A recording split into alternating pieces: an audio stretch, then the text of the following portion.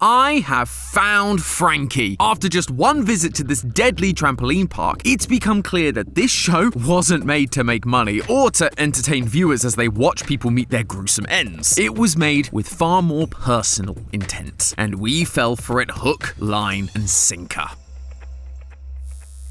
Hello Internet! Welcome to Game Theory, the show that needs you to vault over that subscribe button so that we can get the grand prize of 20 million subscribers. And welcome to another week of Tom Plays Catch Up, because all the indie horror games release on Halloween, but we can only cover one thing a week, so here we are in December still playing horror games from 2 months ago. Although I will say, I am very intrigued by today's subject. Today, we are talking about finding Frankie. And the reason I've been so intrigued by this is because this isn't your typical mascot horror walking simulator. This is a parkour game with actual platforming, dodging obstacles, and grind rails, which is a breath of fresh air when you look at the humble beginnings of the genre. And you know, no one hates feeling like Sonic the Hedgehog. Rolling around at the speed of sound. And this also doesn't seem to be like Poppy or FNAF, where you return to the scene of the crime and are chased down by the souls of dead children. Instead, we're taking part in a game show where you must try and survive the many dangers that lurk around every corner of Frankie's parkour palace. From trampolines with insane heights to Fall Guys style obstacles, and of course, a giant killer bunny that wants to murder you. We couldn't get rid of all the tropes now, could we? And while I could totally explore how even without the saw blades, incinerators, and deadly slime, this parkour park was already too dangerous to exist, what I'm more interested in are the deep philosophical questions. Who are we? Why are we here? And who is running this murdery game show? On the surface, I wasn't even sure I would find an answer to these questions. It seems like Finding Frankie's devs kept the story simple in order to focus on the gameplay. But the more time I spent in this death park, the more I realized that the story the devs were telling was far more intricate than we could ever have imagined. A story of lies, deception, and betrayal. So put on your Frankie suits, theorists, because we gotta jump, slide, and swing our way through the lore of Finding Frankie. We assume the role of one of the lucky contestants for this game show after receiving our golden ticket, or in this case a VHS, in our cereal box. You'd think it'd be pretty obvious which cereal box had the tape in just based on the weight, but game show got a game show, I guess. Now, you and the other contestants have arrived at Frankie's parkour palace, ready to race and survive whatever the game throws at you, hoping to win the $5 million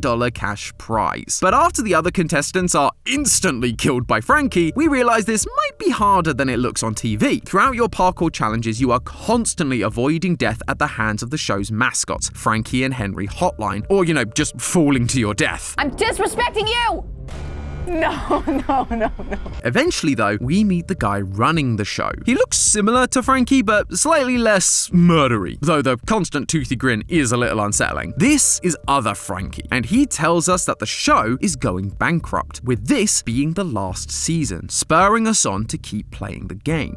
Like we have a choice. After even more deadly parkour, we finally go head-to-head with the real Frankie, only for all the platforms to disappear beneath us and for us to fall to our deaths. Oh, so we thought! In typical TV drama fashion, somehow we escaped our descent into the incinerator and go on to claim our well-earned prize money. But other Frankie has other plans. You came along for stars, but stars don't just lead after a season, do they? And that is where the game leaves us. Like I said, it's a pretty simple story that sets up future sequels in a way that makes sense. However, there are still plenty of questions left for theorists like us to try and solve. For starters, how and why did the largest trampoline park in the world become this deadly game that we find ourselves in? Well, if you're willing to pause your parkour shenanigans for just a moment and take a closer look around the environment, we begin to find our answer. One of the TV screens tells us that Frankie's originally started as a cereal company owned by two brothers who decided to sell the IP so that the franchise could expand and become the worldwide phenomenon it is today. I suppose that explains the whole cereal box aspect from the beginning of the game. Gotta build your mascot murder empire somehow. But before you get to that TV, there is a staff-only area, and in it, there's a newspaper clipping that tells us who took over the business to help make this grand ambition a reality. A man named Stan Ellie. He decided to expand the brand by adding new mascots such as Henry Hotline Hotline and Deputy Duck. He also began building physical locations for the characters to appear in across the US, with the first one being in California, likely the very parkour park we're standing in. It seems like Frankie's Parkour Palace started out as a totally innocent business venture, but it wouldn't stay that way for long. At the end of the game, we get a flashback to our decrepit apartment, and we're actually able to move around. The scene isn't very long, but if you're quick, you can find another newspaper clipping floating in the air. After doing some quick Photoshop magic to lower the exposure, you can read what the article says. Quote, police were called to investigate the newly opened Frankie's Parkour Palace after reports of a foul odor emanating from beneath the trampolines. Sure enough, when they went to investigate, they found an old animatronic with a child stuffed inside. No, wait, that's a different franchise. The police did find a dead body, although the identity has been kept a mystery. You can actually find where this happened in the trampoline section of the game, with police tape surrounding the hole in the floor and blood on the support beams. As you can imagine, this wasn't so good for business, and so Frankie's became abandoned. Although, according to one of the TVs in Frosted Peaks, in 2001, someone had a bright idea that very few characters in indie horror franchises seem to have. They said, you know what, let's lean in, use the news in our favor, and turn this now defunct death park into a death game. Way to take advantage of the SEO there, guys. So now we have a rough timeline of events. Serial company sells the IP, makes a parkour park, someone dies, and the franchise becomes a murder game show. Now, here we are, part of the 57th and final season of the show. And clearly, we're meant to be something special because the game won't stop bringing it up. No one has ever made it this far. Usually only mere seconds. If you're lucky,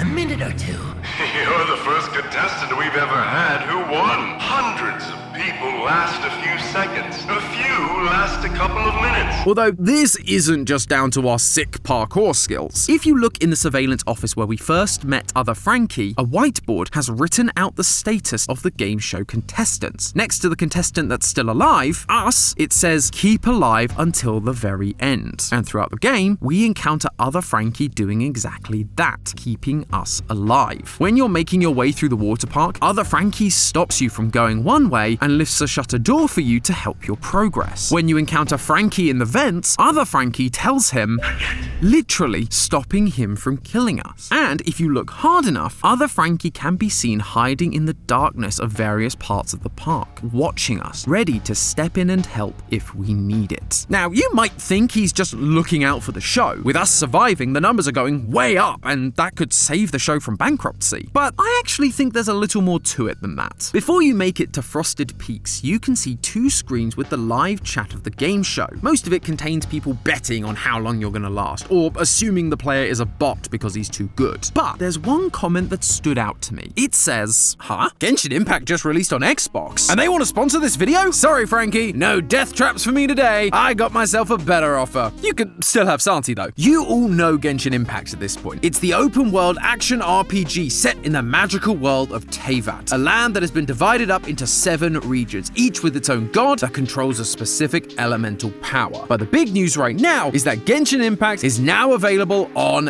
Xbox. That's right, the game is fully cross-platform, baby! And if you've already gotten yourself a HoYoverse account, don't worry, because it's completely cross-compatible with your Microsoft account too. No need to start your progress from the very beginning. We all know how that feels. Plus, if you're an Xbox Game Pass member, you'll get yourself some free primogems with every update, which is great because they release updates constantly. In fact, they just released version 5.2 with a bunch of new quests, new locations, and most importantly, new characters, like the 5-star hero Chaska, who can traverse the skies like you've never seen, riding her gun. Yeah, it's as weird and as dangerous as it sounds. To your enemies, that is. Maybe she could fly around the park and take out some of these mascots for me. Or if you're interested in someone that's more dark and brooding, you can always try the 4-star hero Auroron. His keen sense of perception, as well as his ability to rise high up into the air, would easily give our protagonist a run for their money. So if you'd like to jump into the world of magic and wonder that isn't filled with swords and death traps, head on down to the description right now to download the game. And if you log in with your Xbox, Genshin Impact are handing out the Wings of Fate Wind Glider for free, which is a pretty good deal to me, and I could definitely use it in this park. But alas, I've got to get back to solving the lore of this weird place. So thanks to Genshin Impact for sponsoring this video. Now let's get back to the trampoline park and see how Santi's doing. Oh. Oh well, at least we still have the chat message that I needed. It's the only message not in all caps, which if you've been part of any live stream, you'll know immediately means something weird is going on. But more importantly, the message says, I know it's you. Where is my brother? Unlike all the other messages, this one is aimed directly at us, the player. Our identity is also brought up again at the end of the game when you return to the title screen. On it is now a sign that says, be back soon. Underneath that text, though, is a code. Specifically, this is known as a pigpen cipher. It's a type of substitution cipher that replaces letters with shapes based on grids like this. By decoding it, we can see that it says, I know who you are. With all this attention being put on our identity, we have to be more significant to this story than just a guy who lucked out and got the VHS. But then, who are we? That vague chat message asked us where their brother was, which immediately made me think back to the two brothers who started Frankie's. It's the only other mention of brothers so far in this game, so it feels like those two need to be connected, and therefore who we are must also be connected to them. But outside of that, we don't really have a whole lot to go on outside of the fact that we live in a crummy apartment, and the flashback scene doesn't last long enough for us to really dig around and explore for more clues, which means it was time for some out-of-the-box thinking, or should I say out-of-the-game thinking. By breaking the boundaries of the game, we can explore much more of this apartment, revealing that there's actually a whole second room filled with monitors that are connected to security cameras from Frankie's parkour palace. On one of those monitors, we see the words, Welcome Back S, as well as a piece of paper numbering the seasons of Frankie's show, with the 57th, the current season we're competing in, circled. Finally, above those numbers are the words, Everything Changes, which I'm sure it would if you were about to win $5 million, but we've actually seen this phrase once before. During the Frosted Peaks section, before you start the initial climb, you can take these stairs off to the side and find what is labeled the CEO's office. In this room, we can find a set of documents for an apartment rental that also has those same words on it. Everything changes. We are the CEO of Frankie's, and the one we read about, the one who took over the company from the original founders, was Stan Ellie. Welcome back, S. Is this why he's being kept alive? Because he's the CEO of the company? I mean, not a great look to kill your own boss. Plus, what better way to get your ratings up while also making sure you don't lose any of the money? Your CEO competes, he wins the money, puts it back into the business, and the ratings go sky high. Everything changes because the business is going to win on all fronts. Although, why would he then need to have found the VHS tape? We see stacks of cereal boxes in his apartment all labeled as if he's actively looking for this thing. But if he was the CEO, he could just enter under false pretenses. He's the boss. He can literally do whatever he wants. And also, why would he need to be monitoring everything from his home? There has to be something deeper going on here. And what that is becomes a little more clear when you check out the final item floating in the apartment. Another newspaper clipping. This time it's about how we, Stan Ellie, were accused of being involved in the murder of one of the original founders, Sean Sykes. And we were being accused by none other than Sean's brother, the other original founder, Michael. So that message about where's my brother? I think we found out who that came from and who that body that was discovered under the floorboards belongs to. Because of these accusations, the company looked to take on a different venture, like say becoming a death game, and Stan decided to resign as CEO. Stan therefore couldn't have rigged the game in his favor because he's no longer the guy in charge. He'd been shamed out of his position, accused of a horrific crime, and was left with nothing. That apartment contract from the CEO office was likely from his last day in position, finding a cheap, crummy apartment for him to move to after losing his job, because that's all he could afford. However, as we see from the apartment, he clearly had a plan. He set up monitors in his apartment connected to the CCTV of Frankie's, watching what was going on. Why? To train. We can see the number of other seasons on the monitors. He's been watching for a long time. If he wanted out of this life he was now in, he needed to win big, so he watched and learned. That's how he knew to run sideways and past Frankie at the very beginning where everyone else normally dies. He'd been planning his victory for a while, and now the show is in its last season, putting up their biggest prize ever, $5 million. This would be his last shot at winning big. He'd been preparing for this. So, as we see in the first cutscene of the game, he went out and bought hundreds of boxes of cereal to guarantee his place in the show. And on box 769, fine, nice. He finds the elusive VHS. From here, everything changes. No longer would he be the disgraced former CEO of a tainted franchise living in a crummy apartment. He'd go back to the scene of the crime and he'd walk away back on top once again. So I guess it's a little bit more like Poppy and FNAF than I thought. Except then I remembered something Henry Hotline said to us the second time we meet him. We aren't going bankrupt, and this isn't our last game show. As soon as you're eliminated, 4 new cereal boxes will be sent out all around the world, sitting and waiting for its lucky contestant, just like you.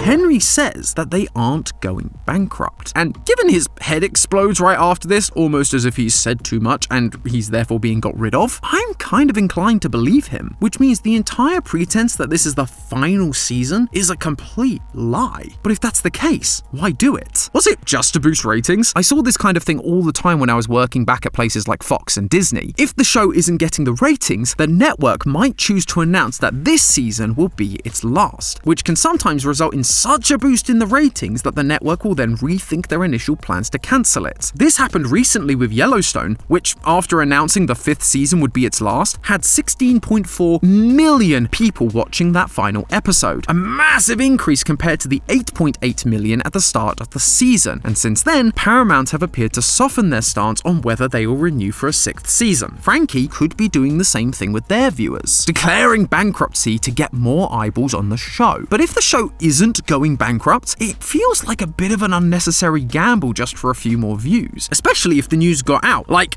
having one of your mascots spill the beans mid-show. Unless, of course, it was never about trying to get lots of people's attention. It was about getting the attention of just one. Someone who was desperate for a big payday that could then be trapped here and forced to suffer for what they did. That's right, loyal theorists. This final season of Frankie's death game was all a ruse to capture and torture our player character, Stan Ellie. The writing is quite literally on the wall, with messages like, "We'll never let you go," and "No more bad behavior." Bad behavior is likely referring to the murder that Stan supposedly committed. And don't forget about the "I know who you are" Pigpen cipher left by Frankie. Whoever is behind this death game, they know who Stan is and what he did. By declaring themselves to be going bankrupt and offering a massive cash prize, this would be Stan's last chance to win. He thought he could come in, win the prize money, and bail, but that was never an option. Once he won, he was forced to stay here and keep competing. Now, I'm gonna stick my neck out a bit here, because while the game has purposefully kept who the new management of Frankie's is, based on everything we've talked about, there's only one person who would not only know everything about Stan and the murder, but would also have the motivation for this kind of elaborate revenge plot. Michael Sykes, the other co-founder of Frankie's and the brother of the late Sean Sykes. The newspaper article never mentions Stan actually being convicted of murder, just that he was accused and then resigned. Yes, he lost everything, forced to live in a decrepit apartment with barely anything to his name. But for Michael, that isn't justice. That isn't enough. Stan needed to feel pain like he did. And so, the point of declaring the bankruptcy wasn't to boost ratings, it was to capture Stan, making him think he was coming of his own volition to play in a game he thought he'd trained for, to win some much needed cash. But now, Michael has Stan exactly where he wants him, able to exact his revenge on him for what he did to his brother. He sent those chat messages of "Where is my brother?" to tease Stan, to remind Stan of what he did, and then he refuses to let Stan go after he wins at the end of the game, forced to endure this cycle of torture again and again, season after season. So there you have it, theorists. We found Frankie, his secret hiding spots, his identity, and his motivation. But did you find the 5 Freddies I hid throughout this episode? Yeah, they're definitely there. Go back and see if you can spot them, and let me know down in the comments where you think they are. Regardless, I'm very excited to see what cruel revenge plots Michael Sykes will cook up for the next season. And I'm intrigued to see how Stan Ellie is going to try and survive, and maybe whether he'll walk away with the thing he wants most, a fresh start. In the meantime, remember, that's just a theory. A game theory! Thanks for watching.